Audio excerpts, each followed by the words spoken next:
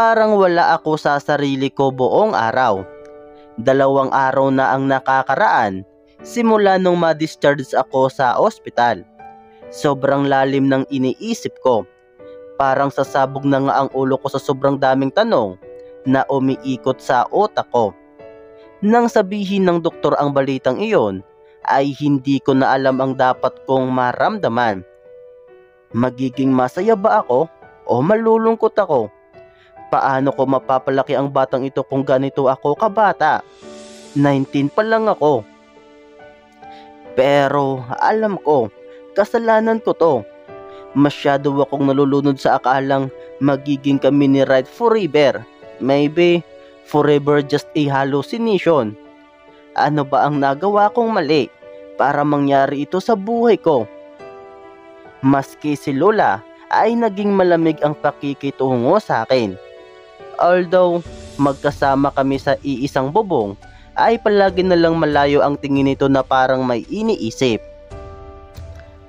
Sinisisi niya ba ako o ang sinisisi niya ay ang sarili niya na baka nagkulang siya ng pagpapalaki sa akin? Hindi niya dapat sisihin ang sarili niya. Ako dapat ang sisihin dahil ako ang may mali.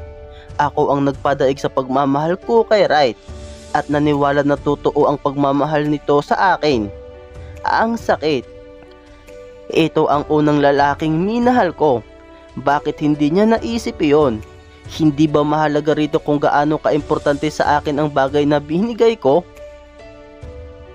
Hinipo ko ang sinapupunan ko na ngayon ay may laman na. Tumayo ako mula sa pagkakahiga sa kama ko at pumunta sa salamin na matatagpuan sa gilid ng kwarto ko. Inilihis ko yung damit ko.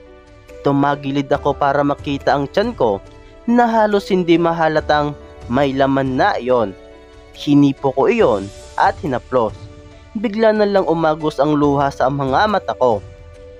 Kailangan malaman ni Wright ito. Hindi lang dapat ako ang umako nito.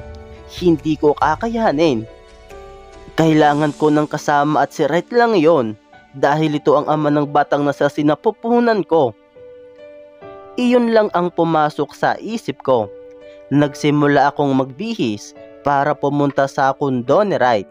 Kailangan niyang malaman. Responsibilidad niya ito. Salamat po, Manong. Magalang kong sabi sa taxi driver at inabot ang bayad ko. Pagkatapos ay bumaba na ako sa taxi nito. Sumakay ako ng elevator paakyat sa naturang kundo ni Wright. Inihanda ko muna ang sarili ko bago ako mag-doorbell. Alam ko na ang magiging reaksyon nito kapag nakita akong ako ang nasa likod ng pintuan. Alam ko rin sa sarili ko na sa oras na makita ko ang mukha nito ay sakit ang una kong mararamdaman. Nanginginig ang kamay ko habang itinataas para mapindot ang doorbell. Napapikit ako ng tumunog iyon. Sa ayaw at sa gusto nito, pananagutan niya ako. Hindi lang ako ang may responsibilidad sa batang ito. Oh, you again? Pagdilat ko ay bumungad sa akin ang babaeng may asul na mga mata. Si Claire. Ito ang babaeng ipinalit sa akin ni Wright. Biglang nanginig ang mga tuhod ko nang pumasok iyon sa isip ko. Nandito na naman siya. Hindi na ba siya umuwi sa kanila? Binabahay na ba siya ni Wright? Ni tutok to Wright. Sinikap kong patatagin ang boses ko.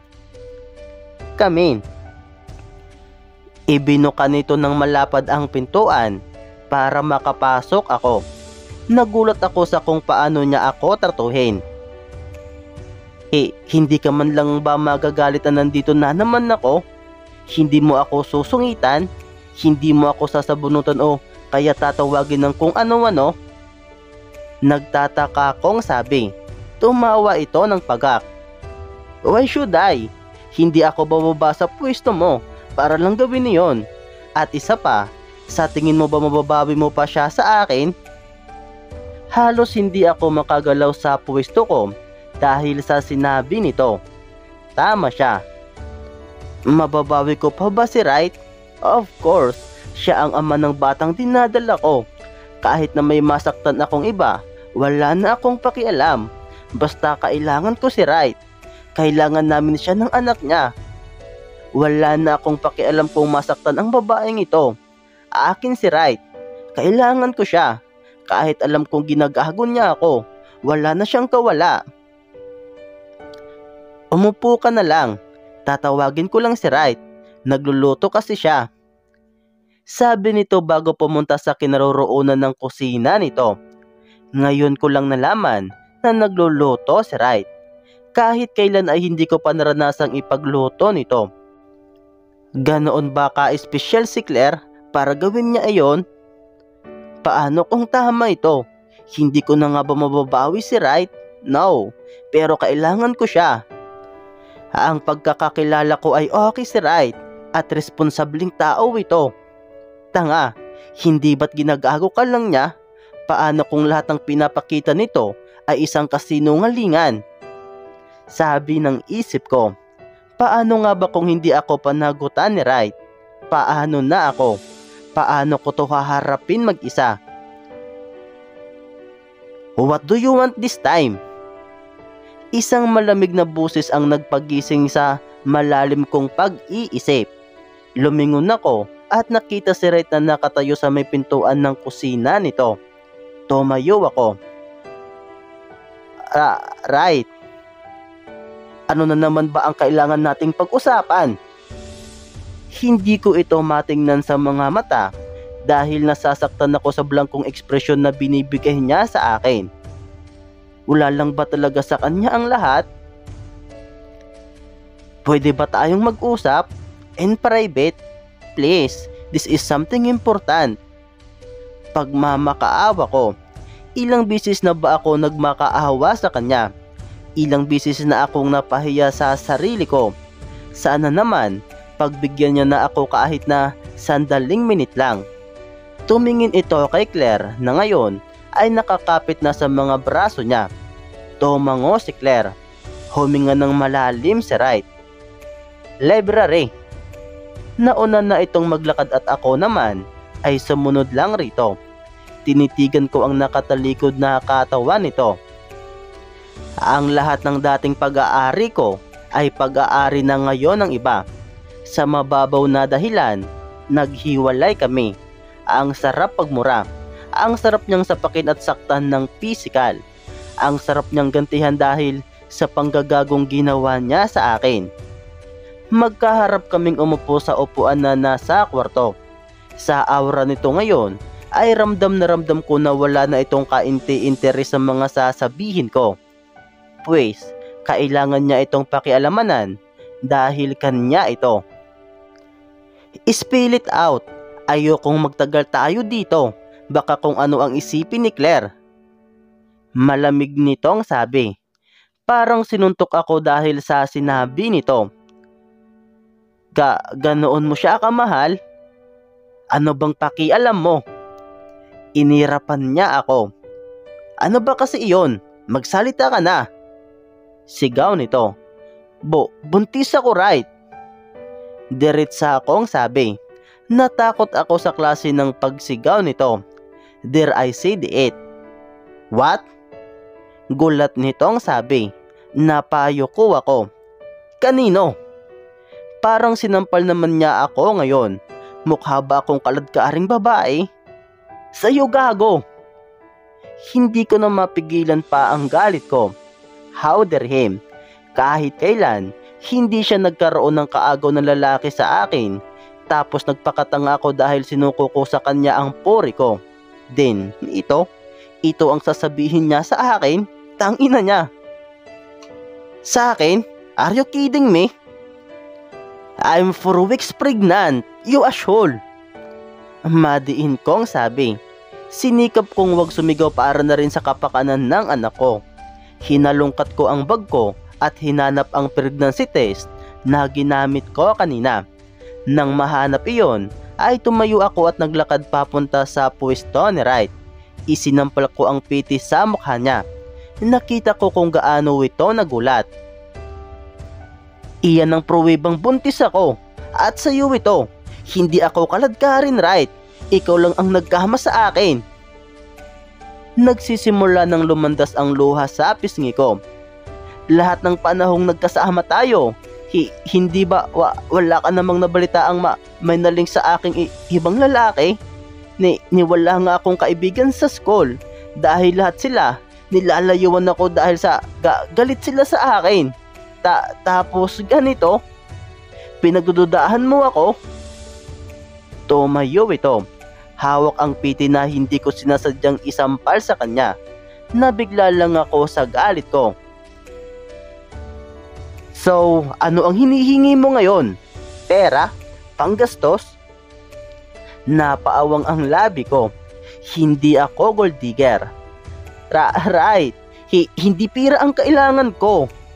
Ikaw mismo. Nag-iwas ito ng tingin. I can't do that. What? Hindi ito umimik. Hinawakan ko ang magkabilang braso nito. Look at me, right? Please. I need you. We need you. Please. Nagmamakaawa ako. Hindi kita kayang panagutan. I'm sorry. Hinila ko ang braso nito. Please, right? Hindi ko to kayang mag-isa. Pagmamakaawa ko. Please, wag mo naman akong iwan. Sorry. Pilit nitong tinatanggal ang mga kamay ko. Ano ba ang pwede kong gawin para wag mo kong iwan? Ipalaglag mo yan. Diritsahang sabi nito. Ilang segundo akong nakahatingin sa kanya. Hindi makapaniwala sa sinabi nito. Naglakad ako pahalayo rito. What? No! How can you be so selfish, right? Papatayin mo ang isang inosenteng bata?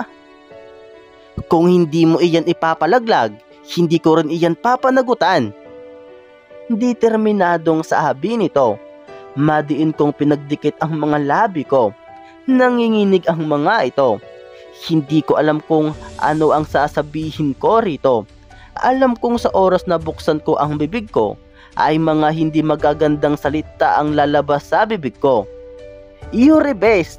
Hindi ko inakaalang ganyan ka, right? Paano mo nasasabi iyan? Sigaw ko. Anak mo ito. Kung naririnig niya ang mga sinasabi mo, masasaktan siya. Ayoko ng responsibilidad at mas lalong ayoko sa mga bata, Melissa. Malamig na sabi nito. Napaupo ako sa sofang nasa gilid ko. Feeling ko din na kaya ng tuhod ko. Ipalaglag mo iyan. Sagot ko ang lahat ng gastos. Mas maliit ang gastos noon kaysa pagpapalaki ng bata, Melissa. Your choice. Ayoko. Tinakip ko ang mga palad ko sa mukha ko at nagsimulang humagulgol. Ayoko. Then, hindi ko pananagutan iyan. Madiin nitong sabi, makakaalis ka na. Narinig ko na lang na sumarado ang pintuan. Pagtanggal ko ng mga palad ko, ay ako na lang mag-isa sa kwarto. Wala na ito. Niyakap ko ang sarili ko dahil sa lamig na nararamdaman ko. Hindi ko iyan pananagutan. Paano ko to haharapin mag-isa? Lumabas ako sa library at nakitang nakatayo sa labas ng pinto si Claire. Seryoso itong nakatingin sa akin, ngunit nagsasayaw ang tuwa sa mga mata nito. Tinakpan ko ang bibig ko bago pa makalabas ang hikbi.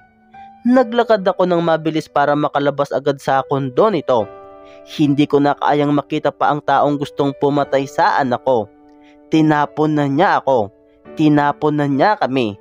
Ayaw niya kaming tanggapin. Bakit ko ipipilit ang sarili ko sa kanya? Kung ayaw niya, idiwag. Kakayanin ko ito. Kaya ko ito. Kahit na mag-isa ako. Alam kong makakahanap rin ako ng taong magpapahalaga sa akin na gusto kong maramdaman at hindi ipaparana sa akin ang sakit nung itinapon ako ni Wright. Dadating din siya. Ma'am? What? Ma'am, wake up. You're having a nightmare. Who are you? Mami. Bakit pamilyar sa akin ang boses na ito? Unti-unti kong idinilat ang mga mata ko. In-adjust ko ang mga mata ko dahil sa sinag ng araw na bumungad sa akin. Nakita ko ang pamilyar na mga mata na nakatingin sa akin. Agad akong bumangon. What the? Tumingin ako sa batang gumising sa akin. Hinawakan ng maliit na mga kamay nito ang pisngi ko.